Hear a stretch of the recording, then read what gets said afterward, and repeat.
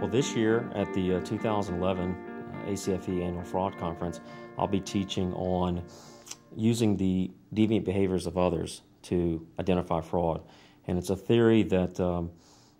I've started to develop and want to bounce off some of the attendees, that not only do we have our normal red flags of fraud and some of the tests, audit steps, and fraud steps that we can do to find fraud, but are there other behaviors that fraudsters use to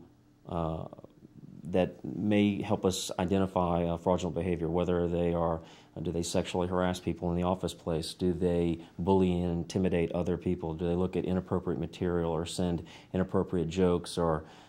comments through the emails? Is there some sort of correlation? And if there is, what tools, procedures, software programs can we use to look at those activities and then work our way backwards to finding the potential fraud or finding the fraudster? And even if it's a 10 or 20% of the fraud that we can find using these other alternatives, I think it could have a big impact on the fraud investigation field going forward. So that's kind of going to be the meat and potatoes of the presentation this year. The types of people that should attend this year's session on using the deviant behaviors of others to find fraud, it could be anybody from any field, any industry, because those other behaviors that I mentioned, sexual harassment, the bullying, intimidation, the lying, that's across the board. It could be in any industry, any field, and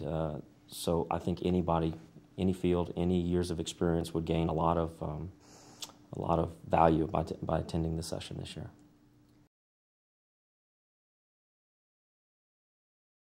Well, hopefully at the end of the day,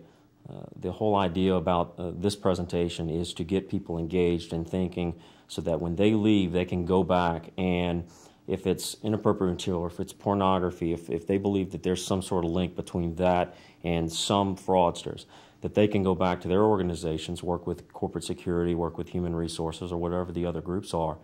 and maybe go back and identify, maybe there's some of the employees that have been found doing those types of behaviors, do a little bit deeper dive and see if there's any potential fraud going on, any potential issues. So it's really going to get people engaged in, hey, there's an alternate path that maybe we can find fraud, and not just by using the red flags, but maybe some different approaches. It's basically going to give people some additional tools to go back and hopefully find fraud in their organizations.